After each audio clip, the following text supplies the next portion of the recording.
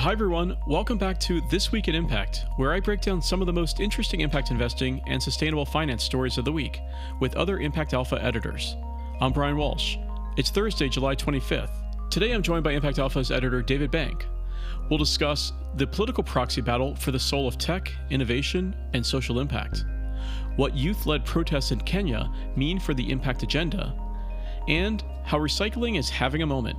That's all coming up on This Week in Impact. Welcome, David. How are you? Hey, I'm just great, Brian. How are you? Doing quite well. It's been a busy week, a couple of weeks in the news here, but I see you've had all fronts covered in the Impact Alpha beat.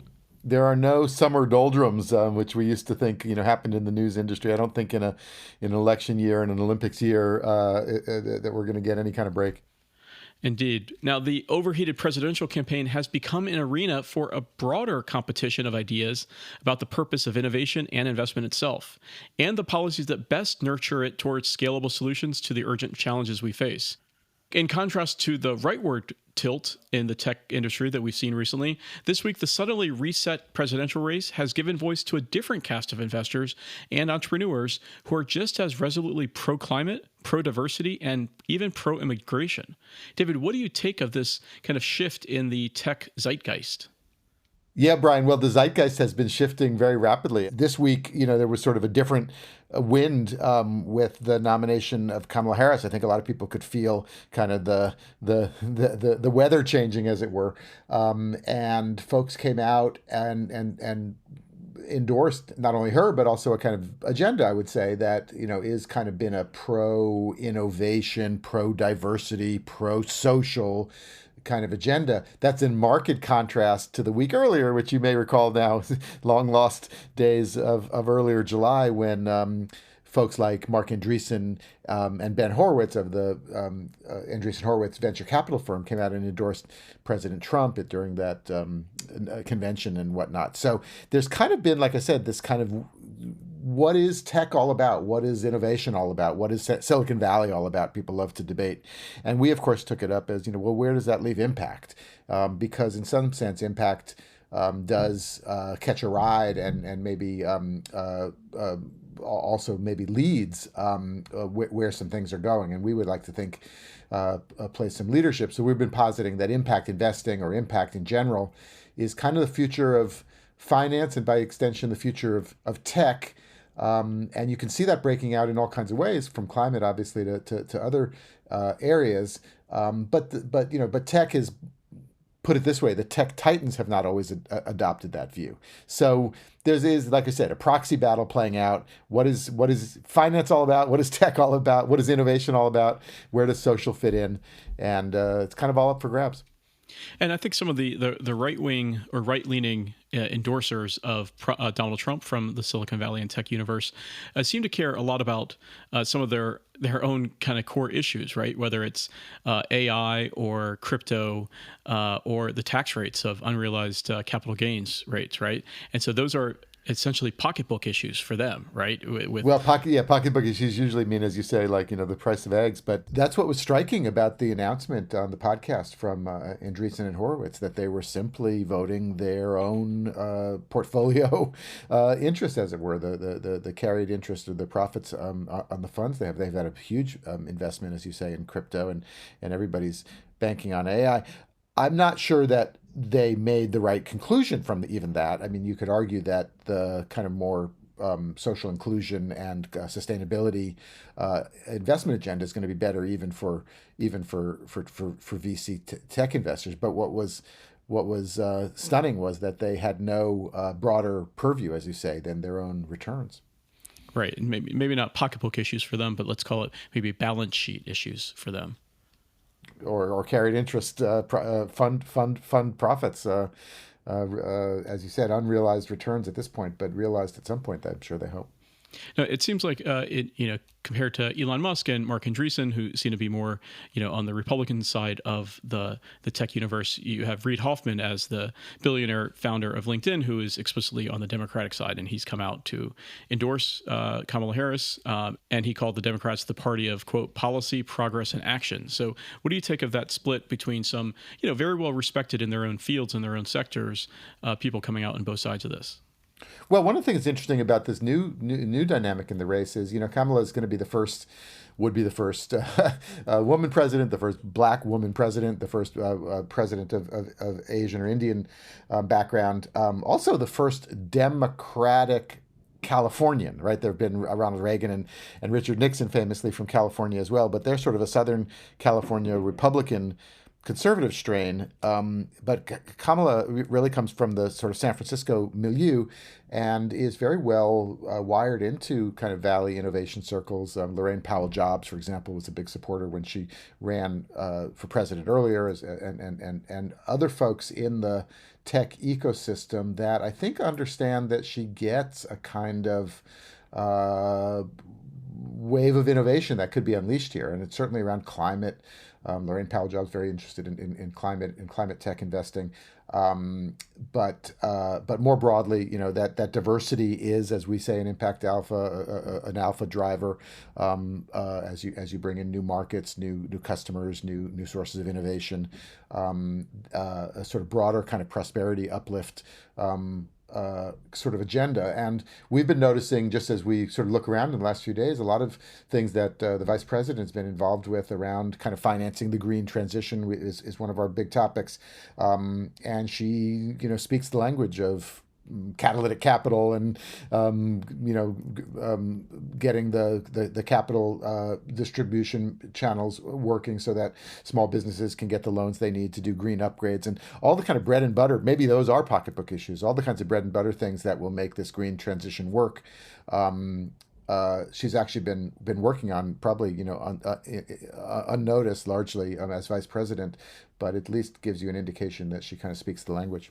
And even before that, as a senator from California, so she has a lot of deep connections to Silicon Valley and that ecosystem through her time in California. Which really, just to go back to your earlier question, really is the original kind of ethos in my days as a tech reporter in the Valley. That is kind of the ethos. It's always been there's always been obviously a free market bent to it, but there's also been a pro-social bent and obviously a pro-environment bent, and those things were seen as coming together in kind of a venture innovation, startup world that was always interested in changing the world. Every press release from every tech company was always about how it was going to change the world, including Mark Andreessen's own tech companies back in the day when he was the Netscape guy and the browser guy, and he was going to upend the traditional software industry. So the notion that tech would have a kind of social mission, at least broadly construed, is not really a new idea. In fact, it's sort of an old idea. And the notion that it would sort of simply be another kind of extractive industry is sort of antithetical to where tech kind of, at least this wave of tech kind of got its start. Another piece of the kind of tech and politics intersection dynamic here is immigration politics. And where do you see that playing out in the tech industry? Well, again, it's one of these things that sort of maybe resonates differently, but so I don't quite have the stats at my fingertips, but very large number of startups, certainly tech startups, are run by immigrants, and one very noted immigrant, VC investor Vinod Khosla, really took off directly in a kind of X exchange with Elon Musk, who was urging him to get on board the Trump train, and Vinod said, why would I support that guy who hates immigrants like me? And you can argue whether that's a widespread feeling, but there is a feeling, at least in tech circles, that immigration is a net positive. That you get the best brains of the world come to the United States to work on problems here, and that they're very interested in the kinds of visas that allow skilled workers to come. I think you can make the case more broadly, as we've done in Impact Alpha, that immigration is a net positive. That we're bolstering the social safety net as folks pay into Social Security. That the country is staying young relative to other countries because we have an influx of immigrants. That we have a sort of vibrant, much more vibrant economy by virtue of immigration. That is not obviously a popularly held belief now, and politicians have a hard time making that case. But if you just sort of watch the economic indicators, America is very much advantaged by having a still very relatively open immigration system. All right, I think that's a good place to leave it for now. Let's take a quick break, David, and when we come back, what youth-led protests in Kenya say about the context in which impact fund managers are operating. Every day, Impact Alpha uncovers stories that make a difference to impact investors. I am Zlaima Bibo, Chief Operating Officer at Impact Alpha, here with a special reminder. Subscribers get the award-winning brief 5 days a week and so much more.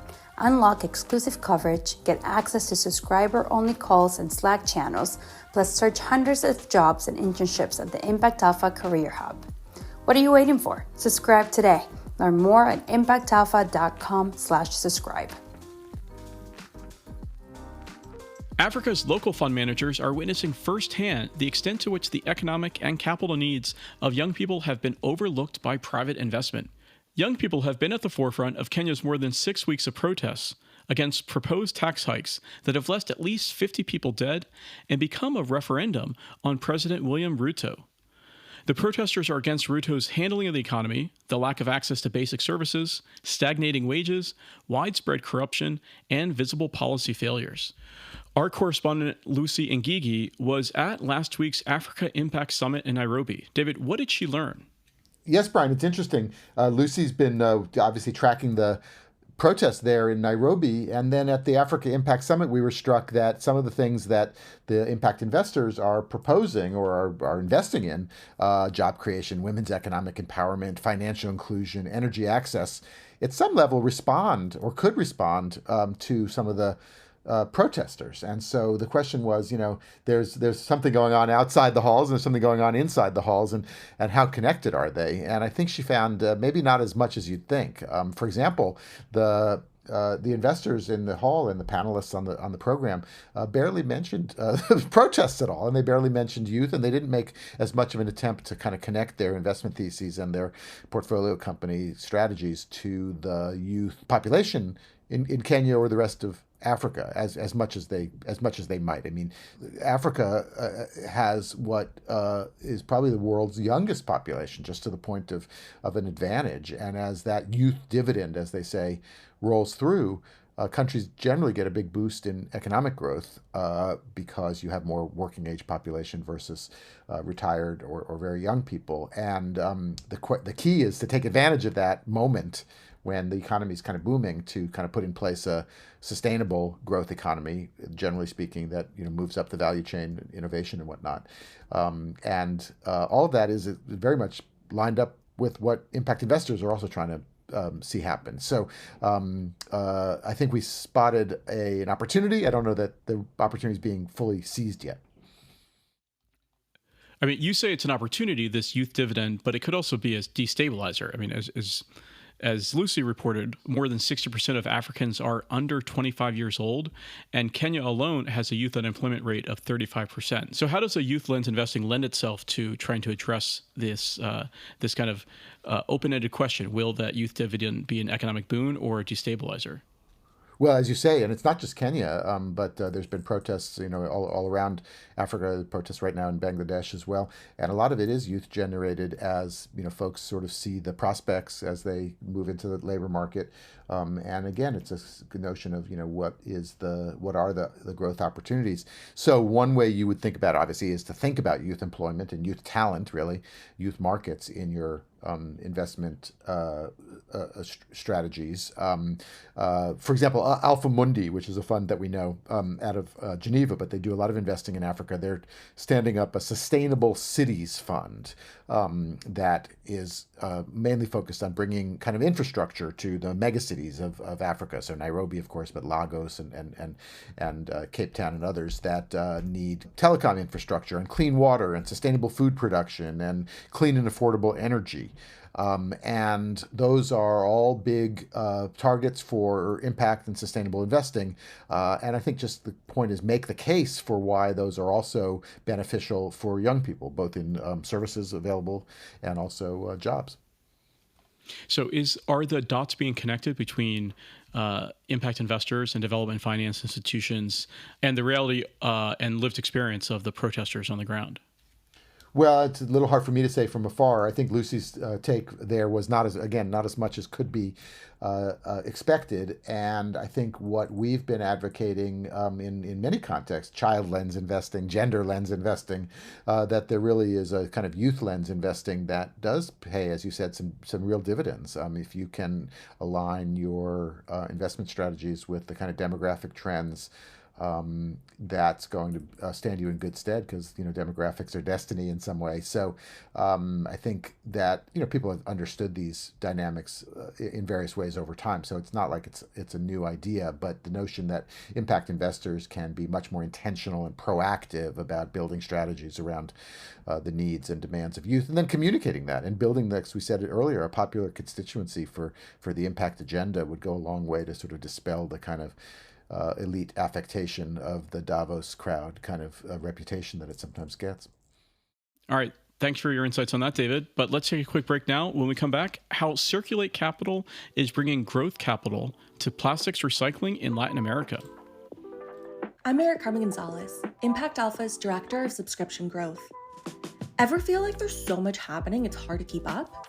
We hear you. That's why we created Impact Alpha Latin America, a monthly newsletter for impact investors who want to keep their eye on trends and investments happening in Latin America and the Caribbean. Follow the money and connect with agents of impact powering Latin America's impact economy. Visit our Instagram page @Impact Alpha and click on the link in our bio to sign up. More than 24 countries in Latin America have passed laws to reduce or eliminate single-use plastics.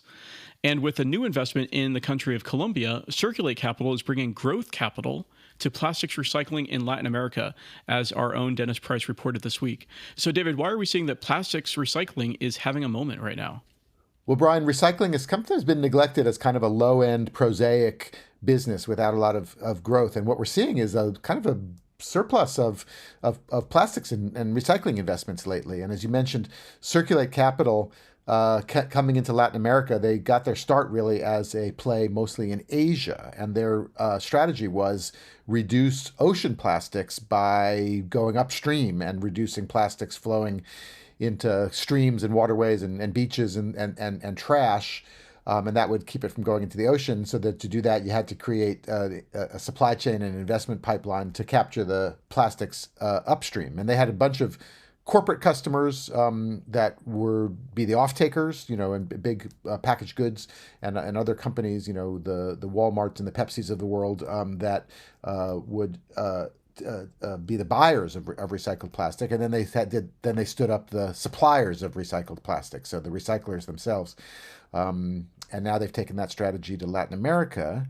And as you said, there's kind of a policy environment there. So the countries are themselves trying to reduce single-use and virgin plastic, and so have now requirements on their companies to use a certain percentage of recycled. That creates demand for recycling, and that creates an investment case for standing up the capacity. So there's kind of been a virtuous circle now of investment interest, policy interest, and then there's one thing is there's a big supply of plastic to feed the machine. Now, Circulate itself is a spinoff of Closed Loop Partners, which was spun off in 2018. And Closed Loop Partners was focused on making investments in the circular economy. So how does the circular economy intersect with recycling? Well, yeah, as you say, Closed Loop sort of did the Circulate strategy in the U.S. Circulate then took it to sort of spun off, as you said, and took it to Asia, now to Latin America.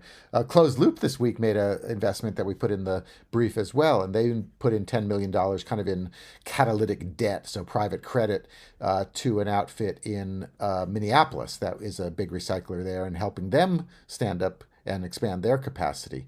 So again, it's the same kind of thing. If there's a demand, sometimes from regulation, sometimes from corporate strategies of other sorts, you can then find suppliers. A lot of these folks are just trash collectors that have branched out and become more recyclers as well. There's all kinds of mandates here in California about zero landfill sort of plans in every city. So the circular economy is essentially a recycling economy, and that's now, as you said, having a day. Yeah, when it comes to plastic straws, I saw a meme recently that I really like that said, I'd like to find a straw that lasts somewhere between 20 seconds and 20 million years. And I think that's the kind of in-between that we're in right now. In arbitrage play, there's a lot of room for innovation in that, and folks are finding out how to get paid for it. So that makes it a good impact investing category. And if you can monetize, then you can securitize. That means you can invest. And that means that there are scalable solutions to some of these recycling and intractable problems around our resource management in general. That's the Impact Alpha thesis, Brian. You've got it in a nutshell. All right. Well, I think that's a good place to end it. That's going to do it for this week in Impact. Thank you so much, David. Thank you, Brian. And thank you all for listening. If you liked what you heard, please subscribe to this podcast wherever you're listening right now and share it with a friend or colleague. If you want to help us out, give us a rating on Apple Podcasts. It really helps other people find the show. If you have any feedback, you can send us an email to podcast@impactalpha.com. We would love to hear from you. The good, the bad, the ugly, how we might improve, show ideas. Let us know. This Week in Impact is a production of Impact Alpha and part of the Impact Alpha Podcast Network. For more exclusive stories about the world of impact investing and sustainable finance, join other agents of impact by subscribing to Impact Alpha. Just go to impactalpha.com/subscribe for full access. Thanks to our producer extraordinaire, Isaac Silk. For David Bank, I'm Brian Walsh, and we'll see you next time for more Impact.